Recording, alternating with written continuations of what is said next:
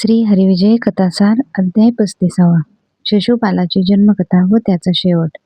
श्रीकृष्णास अग्रपूजेचा मान धर्मराजाने दिला. या गोष्टीचा राग शिशुपालादी कृष्णदृष्ट्यांना अनावर झाला. कौरवांना मनातल्या मनात दुःख झाले, पण शिशुपाल मात्र काळ सर्प दुखवावा तसा दुखावला.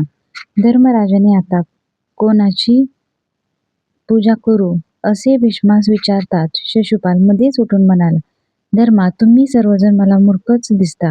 तुम्हाला ज्ञान नाही, तुम्हाला काही कळत नाही, योग्यायोग्य विचार नाही. व्यास, याज्ञवल्क्य, वसिष्ठ, द्रोणाचार्य, धृतराष्ट्र, द्रौपद, अश्वत्थामा, कपिल, भीष्मा यांसारखे थोर महात्मे सोडून तू गवळ्याच्या पोराला श्रीकृष्णाला आधी पूजितोस. अरे, याने कोणते अनुष्ठान केले होते? काही जप, तप, व्रत, वेदापठन काहीतरी याने केले आहे काय? तो छत्रपती सिंहासनाधीवर राजा नाही, आचार्य किंवा ब्राह्मण नाही. यालाच तुला पूजवायचे होते तर या यज्ञाला तू आम्हाला कशाला बोलावलेस? तू आम्हाला आणून आमचा अपमान केलास. अशा नाना प्रकारची दुरुत्तरे बोलून शिशुपालाने श्रीकृष्णाची निंदा केली. यावर भीष्म म्हणाले, अरे राजा, तू व्यर्थ वल्गना का करतोस? स्वस्थ राहा आणि कृष्णाबरोबरी करणारा दुसरा कोणी या ब्रह्मांडात नाही. अग्रपूजेला सत्पात्र कोण? तेथे जमलेले राजे, ऋषी यांना तरी विचार.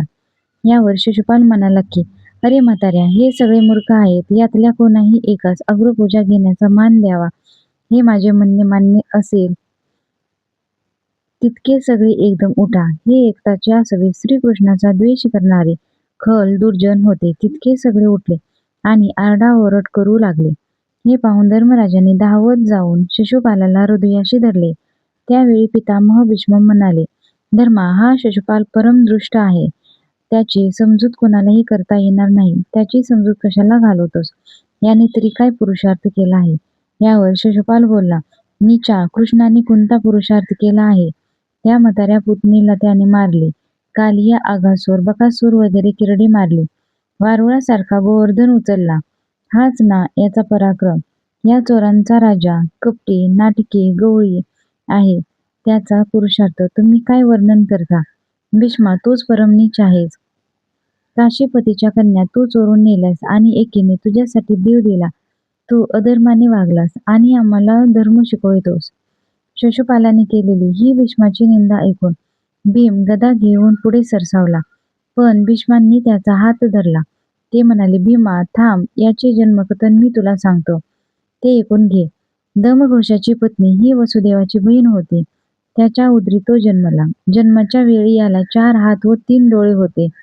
3रा डोळा कपाळावर होता. हे अवचिन्न पाहून अनेकांनी त्याला बाहेर नेऊन टाका म्हणून सांगितले, पण त्यावेळी आकाशवाणी झाली की, या बालकाला टाकू नका, हा पुढे मोठा राजा होईल. याला शिशुपाल असे नाव ठेवा. असे ऐकताच ती आकाशाकडेही पाहू लागले. याचे हे कुरूपण कसे नष्ट होईल हे कृपा करून सांगावे. तेव्हा पुन्हा आकाशवाणी झाली की, हे पोर, तू सर्वांना दाखवीत जा. ज्याने याला पाहताच त्याच्या 2 भुजा आणि 1 डोळा गळेल, त्याच्याच हाताने याला मरण येईल असे समज. यानंतर शिशुपालाची आई त्याला प्रत्येकाला दाखवू लागले. देशोदेशीचे राजे त्याला पाहावयास येऊन गेले. एकदा बलराम व श्रीकृष्ण याला पाहावयास आले. तेव्हा शिशुपाल रांगत रांगत कृष्णापुढे गेला. त्यावेळी श्रीकृष्णाची दृष्टी त्याच्यावर गेली. तत्क्षणी त्याच्या 2 भुजा गळून पडल्या व डोळा आतल्या आत शिरला. हे पाहून त्याची आई सात्वती, श्रीकृष्णाची आत्या, श्रीकृष्णापुढे पदर पसरून म्हणाले, हे पुत्रदान मला दे, त्याला मारू नकोस. त्यावेळी श्रीकृष्ण म्हणाला, मी त्याचे 100 अपराध क्षमा करेन. त्याहून अधिक झाले तर मी त्याचा वध करेन. हे ऐकून सात्वतीला, हा 100 अपराध कशाला करेन असे मनास वाटून तिला आनंद झाला. यासाठी भीमा यांचे 100 अपराध करण्याची श्रीकृष्ण वाट पाहत आहे आणि आज ते भरत आहेत. हाच तो दुराचारी मागील अवतारी रावण होऊन सीताहरण करावयास आला होता. त्याचा 3रा अवतार शिशुपालाचा आहे. त्याचा मृत्यू श्रीकृष्णाच्या हातून आहे. भीष्माचे हे भाषण ऐकून शिशुपाल फारच खवळला. तो कृष्णाला म्हणाला, अरे चोरा, रुक्मिणी अगोदर मला देऊ केली होती. तिला तू पळवून नेलेस. तुझ्या अनेक कागळ्या आहेत. धर्मासामी कारभार भिक्षे दाखल दिला आहे. हे ऐकता श्रीकृष्णास कोप आला आणि तो म्हणाला, दुर्जना, तुला अग्रपूजा पाहिजे काय? तर ही घे अग्रपूजा. असे म्हणून शिशुपालाचे 100 अपराध भरताच सुदर्शनाने त्याचा शिरच्छेद केला. ते शिर एकदम आकाशात उडाले. तेथून मग ते श्रीकृष्णाजवळ येऊन पडले. त्यावेळी त्यातून अंतर्ज्योती निघाली व ती श्रीकृष्णाच्या अंगात शिरली. त्यावेळी देवांनी आकाशातून पुष्पवृष्टी केली. नंतर धर्मराजाने वस्त्रे, भूषणे देऊन सर्वांची बोळवण केली. नंतर श्रीकृष्ण सर्व परिवारासह धर्मराजाचा निरोप घेऊन द्वारकेस निघाला. हा प्रकार होता क्षणी वक्रदंत तेथून पळाला. त्याने षोडकाच्या अफाट सैन्यासह द्वारकेस वेढा दिला. इतक्यात श्रीकृष्णही तेथे आला.